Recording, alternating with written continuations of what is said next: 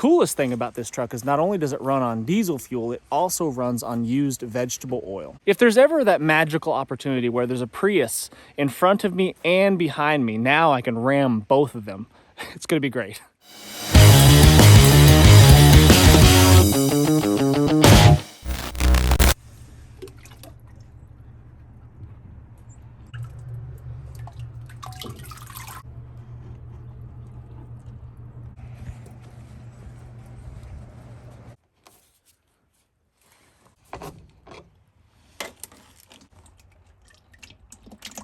Pre-filter the oil before I put it in the truck.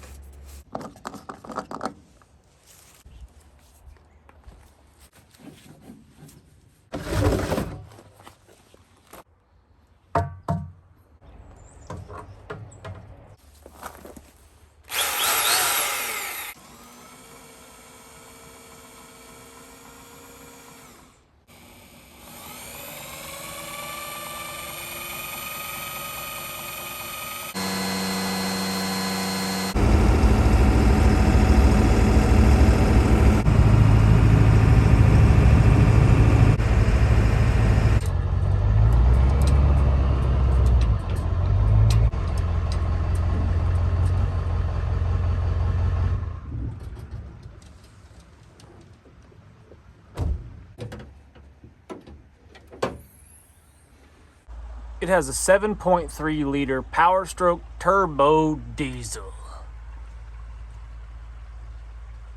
I painted a lot of the parts green because I like green. It looks cool, right? A buddy and I built this truck from basically the ground up. It started out as a Triton V8 and we converted it over to run on, or we swapped the engines and put a 7.3 in it, diesel engine. And the coolest thing about this truck is not only does it run on diesel fuel, it also runs on used vegetable oil. That right there is where the spare tire used to go. Now it's 44 gallons of used vegetable oil. That tank came out of an old Ford Excursion. So I can haul vegetable oil there. The filler neck runs right there for the vegetable oil, and that is the diesel tank right there. Now this truck is a work in progress. There's a lot left to do. Like for example, I'm going to be putting a cover over the back of the truck so I can keep the inside dry in inclement weather. So whatever, if I may be hauling something that needs to stay dry, or I might be camping out in the back. So I've got 4 feet by 8 feet of space back here in the back where I can stretch out very comfortably. Recently put this great big old beefy bumper on the back. This bumper used to actually be the back of a flatbed truck, and I had to chop off the ends, cut about nearly 2 feet off of it. It was too wide, and weld on. My buddy actually did the welding here. My buddy Jason does a really good job of fabrication, and he welded these ends back on. So now it's a complete bumper and it's extra sturdy. It cost $300 to get a stock bumper, when those are pretty wimpy. And it was about a little over $600 to get this bumper from the company called Move. And this thing is rock solid. I mean, you could crush a Prius with that, no problem at all. If there's ever that magical opportunity where there's a Prius in front of me and behind me, now I can ram both of them. It's gonna be great. Installed significantly larger tires. These are 35s all the way around. So I have a spare tire, but it's huge and inconvenient to carry currently. I don't have a place to put it. It can no longer go under there because that's where I haul the diesel or the vegetable oil. So I'm working on fabricating some sort of swinging arm right here that's going to hold the spare tire, and that will hopefully double as my tailgate as well. So I can maybe remove this and have something that swings out and holds that spare tire. Just haven't done that yet. It's on the list. Tons of space for the fam. I have 3 kids, a wife and 3 kids, and a mangy mutt that usually prefers to ride in the truck. But this truck has plenty of space for us to get in here, and the kids aren't sitting on top of one another, which is nice. This truck does not have a center console, and that was by design. I removed that on purpose because I wanted to have more space. And center consoles are just basically a place where stuff goes to die anyways. You know how it is. You get stuff piled up in there and then you never be able to get to it. But I keep my pack right here in the middle between the two front seats. I keep my Grail water filter outside so I can take that in and out so it doesn't freeze overnight. And I've done a video on the contents of the pack. But I also keep my sleeping bag in here, and I don't keep it in my pack because I don't want it to be compressed. It's a down bag and I want to make sure it stays lofty and loose. There's a sleep pad, an inflatable sleep pad in here that stays in the back seat for the most part, unless the kids are riding, and then I'll jam it in the back. I've got a spare coat, a wool coat, and then underneath my pack I also have just a towel, and then I've got a wool blanket here because it is wintertime and it's nice to have extra warming layers if needed. Keep a fire extinguisher right behind the seat in the back seat here, ready to go. I don't know why all truck beds aren't utility beds, toolbox beds like this one. It's so convenient. You have so much space to keep all your junk, all your gear, all of your tools, and it doesn't interfere with what you have in the back of the truck, the actual bed portion of the truck. So I mean, it's so handy. It's so nice to have.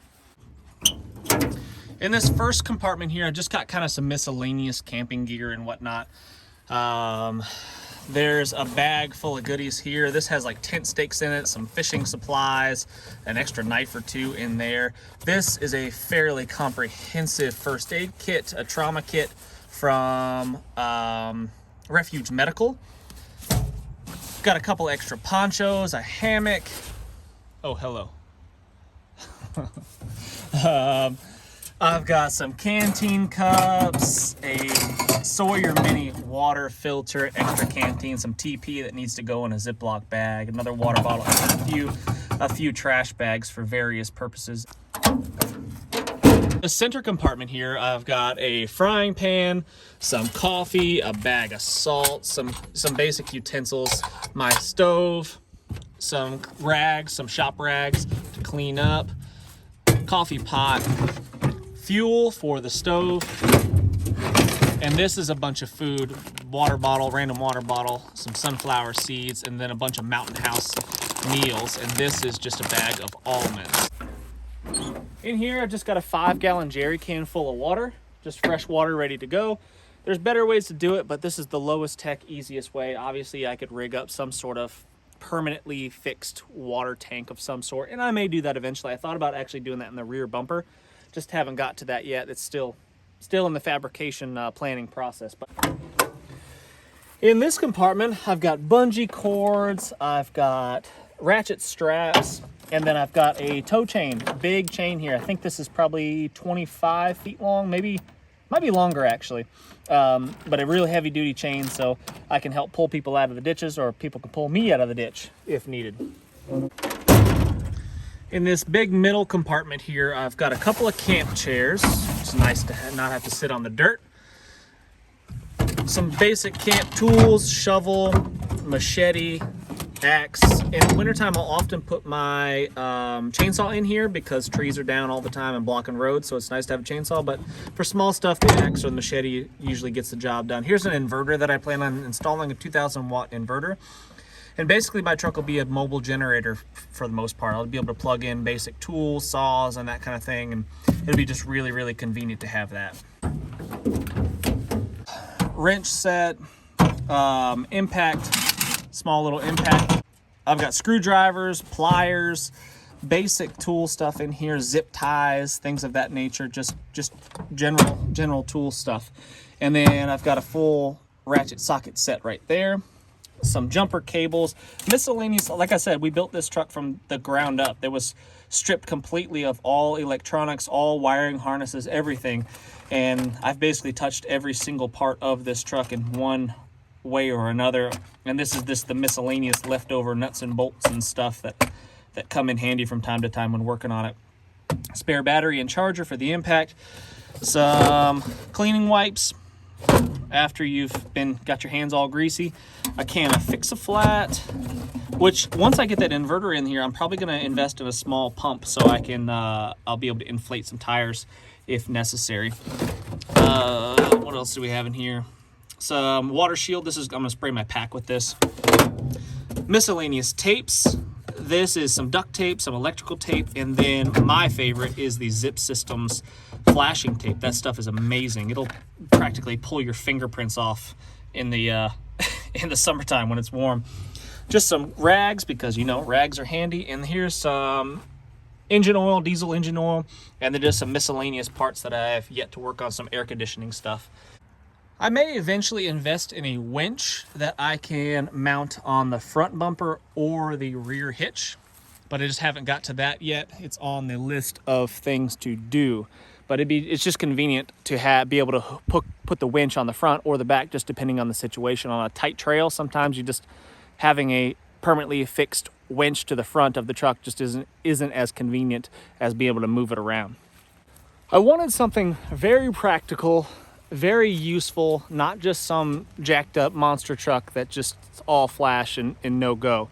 I wanted it to be used for, I want to be able to use it for anything and everything, from camping adventures with the family and kids to cross country trips to just a general work truck, just everyday use. Like, for example, just did a remodel project in my kitchen, and we were hauling off some drywall from the job, and my kids thought it was a wonderful idea to do some finger painting with the drywall dust. Real nice. You know, I thought about beating them, but it's frowned upon in our society. But it's a mess. I didn't clean up the truck. My truck's dirty because I used the truck.